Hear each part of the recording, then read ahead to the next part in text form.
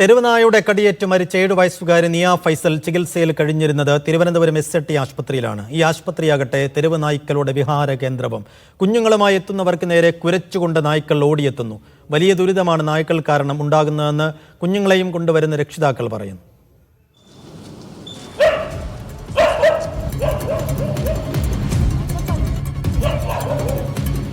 ഇതൊരു ആശുപത്രിയാണ്.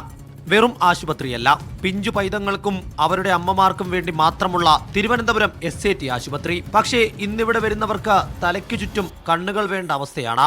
പട്ടികളുടെ കുരയും ഓളിയിടലും കാതോർത്തിരിക്കേണ്ട അവസ്ഥയാണ്.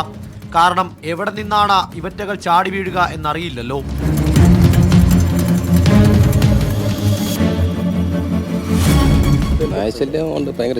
കിടന്നുറങ്ങാൻ നോക്കില്ല, ഭയങ്കര ശല്യമാണ്. പട്ടികൾ അങ്ങോട്ടും ഇങ്ങോട്ടും ഓടുകയും വരുന്ന ആൾക്കാരെ കിറ്റുകളും കവറുകളും ബാഗുകളും കൊണ്ടുവരുമ്പോൾ അതിൽ ചാടി പിടിക്കുകയും ഇങ്ങനെയുള്ള പല കാര്യങ്ങളും ചെയ്യുന്നുണ്ട്. കൂട്ടമായും ഒറ്റയായും നായ്ക്കൾ ഓടിപ്പാഞ്ഞെത്തും. പല പ്രായത്തിലും നിറത്തിലും വലിപ്പത്തിലും അവർ ആശുപത്രിയുടെ മുക്കിലും മൂലയിലും ഉലാത്തുകയാണ്.